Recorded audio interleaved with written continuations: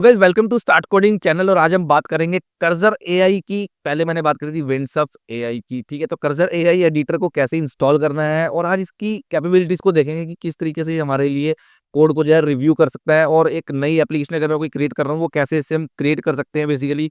ठीक है, और कितना ये फास्ट है हमारा जो है विंडसर्फ एआई से बेसिकली। ठीक है, वो चीज भी हम देखेंगे। तो चलिए फटाफट से इसको जो है डाउनलोड कर लेते हैं। पहले तो कर्सर को डाउनलोड करने के लिए डिस्क्रिप्शन में लिंक आ रहा है, वहां से क्लिक करके इस पेज पे आ जाना। डाउनलोड फॉर विंडोज, आपका जो भी ऑपरेटिंग सिस्टम है उसके लिए डाउनलोड कर लेना। मेरा विंडोज है तो मैं डाउनलोड फॉर विंडोज पे क्लिक कर दिया है और यहाँ पे डाउनलोडिंग स्टार्ट हो गई है। वैसे मैंने ऑलरेडी डाउनलोड कर रखा है तो दोबारा मैं नहीं डाउनलोड करूंगा, जस्ट आपको दिखा रहा था। आपका इस तरीके से डाउनलोड हो जाएगा। डाउनलोड होने के बाद आपको क्या करना है, ये जो डाउनलोड हुआ है इस पे क्लिक कर देंगे हम। डाउनलोड वाले फोल्डर में ही मिल जाएगा आपको, अगर यहाँ से नहीं मिलता। इस पे क्लिक करोगे, इसको रन कर लेना। ठीक है, रन करने के बाद आपको इसको इंस्टॉल करना होता है गाइस, करके ज़्यादा देर ना करते हुए। और इंस्टॉलेशन स्टेप्स बिल्कुल सिंपल होते हैं। एक्सेप्ट करो यहाँ से टर्म्स एंड कंडीशंस को और नेक्स्ट कर दो। और उसके बाद हमने इसको जो है यहाँ पे इस तरीके से कर्सर से नेक्स्ट कर देना है और हमारा जो है ये इंस्टॉल हो जाएगा। तो चलिए मैं आपसे फटाफट से इंस्टॉल करके मिलता हूँ आपको। तो गाइस फाइनली हमारा इस तरीके से ये पूरा इंस्टॉल हो जाएगा आपका। ठीक है, 3 से 4 मिनट लगेंगे इंस्टॉल होने के बाद। अभी नेक्स्ट ऑप्शन देखेंगे क्या आने वाली है हमारी बेसिकली। और यहाँ पे बस लॉन्च कर्सर किया हुआ है, हम इसको जो है फिनिश कर लेते हैं। तो गाइस कुछ इस तरीके से आपका जो है पहली बार ये रन होगा। ठीक है, आपके पास एक विंडो ओपन होगी और इसमें आपको जो है इसको यहाँ पर सेटिंग कुछ देनी होगी। जैसे कि अभी आपके पास दिखा रहा है कि कीबोर्ड जो है आपको कौन सा रखना है, डिफॉल्ट वीएस कोड वाला रखना है। ठीक है, यानी कि जो एडिटर है बेसिकली एक तरीके से आपको सबलाइन रखना है, विम रखना है। सबकी अपनी अपनी पसंद होती है। ठीक है, आपकी जो है वो रखिए वीएस कोड ही रहता है यहाँ पे, क्योंकि ज़्यादातर लोग वीएस कोड ही यहाँ पे लाइक करते हैं बेसिकली। उसके बाद लैंग्वेज फॉर एआई। ठीक है, ये ऑलरेडी सिलेक्टेड है यहाँ पे। ठीक है, नॉन स्पेसिफाइड लैंग्वेज हमने एक बार बता दी है, हिंदी वगैरह है यहाँ पे। कोड बेस वाइड यहाँ पे जो है ये आप इसको अनेबल कर देना। ठीक है, ताकि क्वेश्चंस वगैरह पुट कर सको। और उसके बाद इंस्टॉल कर्सर पे क्लिक भी कर देना ताकि आप इसको कमांड लाइन से भी चला सको। उसके बाद जब मैं कर्सर लिखूंगा तो कमांड लाइन से डायरेक्टली आपका ये वाला जो सॉफ्टवेयर है वो ओपन हो जाएगा। कंटिन्यू पे क्लिक करते हैं और उसके बाद यहाँ से अगर आप चाहो तो यूज एक्सटेंशंस कर सकते हो। जो ऑलरेडी आपके वीएस कोड में एक्सटेंशंस होंगी वो आप यूज कर पाओगे यहाँ पे।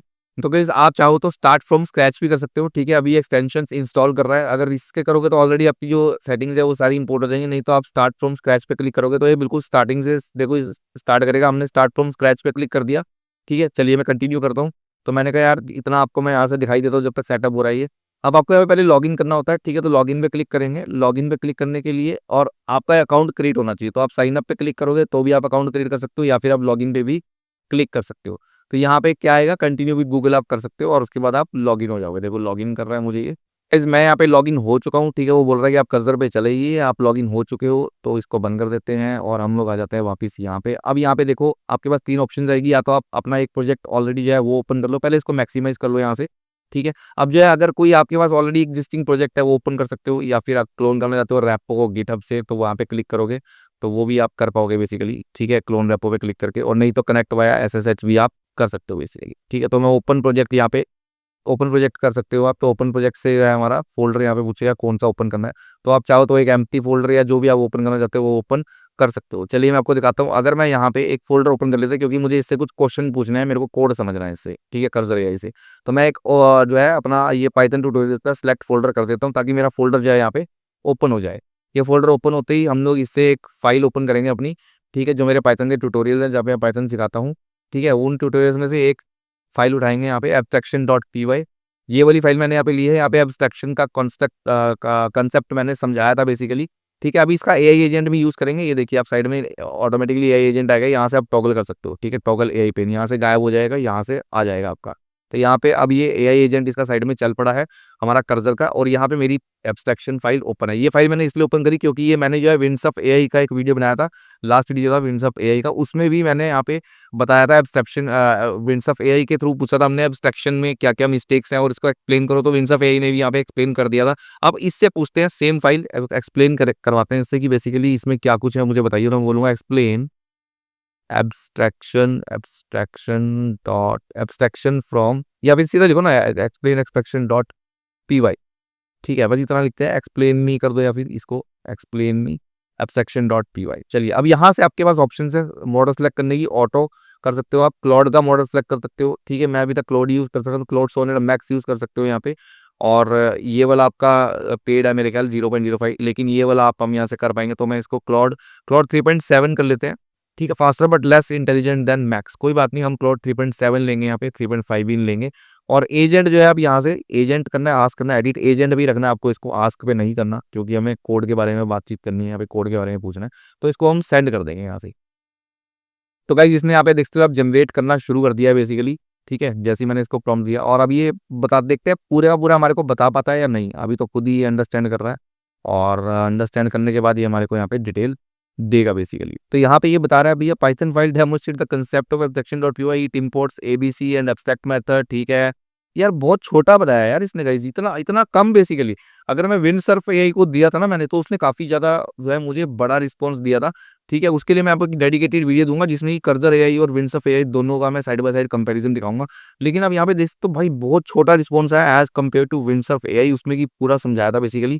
ठीक है, ये तो बहुत छोटा समझा रहा है यार। तो यहाँ पे एक बार इसको लिखते हैं ना, explain me in detail, explain me in details, तो शायद अब ज़्यादा दे देगा। कोई बात नहीं, कई बार ऐसा हो जाता है कि वो छोटा थोड़ा सा जल्दी जल्दी बता के ख़त्म कर देता है। चलिए फिर से रीड करेगा और आपकी बारी देखते हैं। अब बता रहा है कमेंट्स एंड इंपोर्ट्स। अच्छा ठीक आ रहा है कि स्टार्टिंग में पहली 3 लाइनों में जो है कमेंट्स, ठीक है 2 में कमेंट है और 1 में इंपोर्ट है। उसके बाद बता रहा है कि एब्स्ट्रैक्ट बेस क्लास डेफिनेशन बता रहा है 5 number side 7 number line. Good good, अब अच्छा बता रहा है 5 to 9 नंबर लाइन में, 5 to 9 नंबर लाइन में क्या है हमारी एब्स्ट्रैक्ट बेस क्लास की डेफिनेशन है। ठीक है, और यहाँ पर पेमेंट एक मेथड डिफाइन है, वो भी ठीक है। तो बिल्कुल ठीक बता रहा है, मेक पेमेंट मेथड है, एब्स्ट्रैक्ट मेथड है इसके पास, और पास पैरामीटर लगा हुआ है, और यहाँ पे फर्स्ट कॉन्क्रीट सब क्लास है, सेकंड कॉन्क्रीट सब क्लास है। बिल्कुल ठीक है, एब्स्ट्रैक्ट मेथड ऐसी होता है और सही बता रहा है बिल्कुल कही जी। यहाँ पे तो हमारे को सही से बता रहा है। यहाँ पे इम्प्लीमेंटेशन हाइडिंग की हुई है, इसमें मैंने क्या क्या चीज़ें हैं, सेवरल की प्रिंसिपल बता रहा है एब्स्ट्रैक्शन के बारे में, तो पाइथन में जो होते हैं वो बिल्कुल सही बता रहा है गाइस ये अभी तक। ठीक है, तो अब इसको एक गलती करके दिखा देते हैं, फिर भी अभी ये जो है उस हिसाब से नहीं बता रहा, जैसे कि विंडसर्फ एआई जो है वो बहुत ज़्यादा बेटर बताती है। वो आपको साइड बाय साइड कंपैरिजन दूंगा ना, मैं आपको घबराऊंगा, तभी पहले इसको जरा पूरा टेस्ट कर लेते हैं। अब मैं इसको एक गलती कर देता हूँ, यहाँ पे अमाउंट का पैरामीटर हटा देता हूँ, और अब मैं इसको पूछता हूँ यहाँ पे बेसिकली कि check the mistakes and correct. ठीक है, अब मिस्टेक्स चेक करेगा और उसको करेक्ट करेगा। छोटा छोटा प्रॉब्लम दे रहा हूँ, तो चलो looking at the code carefully, देखते हैं क्या बताता है बेसिकली, क्योंकि मैंने जान के वो हटा दिया वहाँ से अमाउंट का पैरामीटर। और अमाउंट का पैरामीटर हटाने के बाद बता रहा है कि भैया I have fix the primary mistake in the code, the abstract method payment class was missing the amount parameter while all concrete implementations expected and use this parameter. तो एक्सेप्शन का आपको पता होगा, ये प्रिंसिपल होता है कि जो है हमारी नीचे वाली क्लासेज जो है कॉन्क्रीट जो इसको इंप्लीमेंट कर रही है एब्स्ट्रैक्ट बेस क्लास को, उनके पास जो अगर पैरामीटर अमाउंट है तो उस पर भी होना चाहिए। तो बोल रहा है कि यहाँ पे अमाउंट पैरामीटर आपको देना पड़ेगा। बिल्कुल ठीक है, तो यानी कि इसने भाई गलती तो यहाँ पे पकड़ ली है। Would have cause a problem because abstract method should match the signature. बिल्कुल ठीक है, एब्स्ट्रैक्ट मेथड जो होते हैं उनका सिग्नेचर मैच करना चाहिए बाकी मेथड से सब क्लासेस में, और वो वहाँ पे इसने कर दिया है, कंसिस्टेंसी कर दी है। तो यानी कि कोई दिक्कत नहीं आ रही है, यहाँ पे ठीक से बता रहा है बेसिकली। बट फिर भी मैं बता रहा हूँ विंडसर्फ एआई जितना ये एफिशिएंट नहीं मुझे लग रहा अभी से अभी तक। ठीक है, तो आप इसको यहाँ से एक्सेप्ट फाइल कर सकते हो, तो ये एक्सेप्ट फाइल करोगे तो ये यहाँ पे बना देगा अमाउंट का पैरामीटर आपका। ठीक है गाइज, अब दूसरी चीज यहाँ पे ये है, अब इसको एक टू डू ऐप क्रिएट करके देखते हैं। Create a to do app with HTML CSS and JavaScript. बिल्कुल छोटा सा प्रॉम्प्ट इसको दूंगा, अपने आप देखते हैं क्या क्या फंक्शनैलिटी ऐड करता है और कैसी क्रिएट करेगा टू डू ऐप। ठीक है, अब देखेंगे बनाएगा कहाँ पे यार। अब मैंने इसको फोल्डर भी नहीं बनाया है इसने कोई, ये बोल रहा है कि ये रन कमांड। ठीक है, तो ये रन कर देते हैं कमांड। ये कहाँ पे बनाएगा, positional parameter can not be found, पहले से ही एरर आ गया भाई। अब देखते हैं जरा, let me just the command for Windows. हाँ ये भाई इसको अभी यही नहीं पता था इसको कि मैं विंडो में काम कर रहा हूँ। ठीक है, तो अब इसने दोबारा से कमांड दी है, एडजस्ट कर दिया कमांड। एआई एजेंट है तो वो डेफिनेटली एडजस्ट कर देगा। अब देखते हैं, अब ये क्रिएट करेगा। ठीक है, तो ये डायरेक्टरी क्रिएट करने के लिए कह रहा है टू डू ऐप की करिए डायरेक्टरी क्रिएट। देखते हैं यहाँ पे डायरेक्टरी क्रिएट इसने कर दी है फिलहाल यहाँ पे डायरेक्टरी क्रिएट। अब ये बोल रहा है इस डायरेक्टरी में जाना है। ठीक है, रन कमांड कर देते हैं, डायरेक्टरी के अंदर चला गया। अब देखते हैं कि आगे क्या काम करता है या नहीं टू डू ऐप का। और अभी एक और डायरेक्टरी बनाने को कह रहा है CSS और JS इसके अंदर, तो चलिए इसमें चलते हैं और देखते हैं इसने CSS और JS वगैरह कहाँ बनाया है भाई। ठीक है, और मेक डायरेक्टरी CSS कर देते हैं एक बार, MKDIR CSS, और देखते हैं CSS की डायरेक्टरी क्रिएट करता है। मेक डायरेक्टरी JS, ठीक है बनाओ भाई, दोनों की दोनों डायरेक्टरीज बनाओ यहाँ पे। तो अब ये HTML फाइल बनाएगा, और पहले देखे जरा इसने वो बना दी है बेसिकली जो डायरेक्टरीज बनानी थी। हाँ इसने CSS और JS यहाँ पे बना दी है बेसिकली।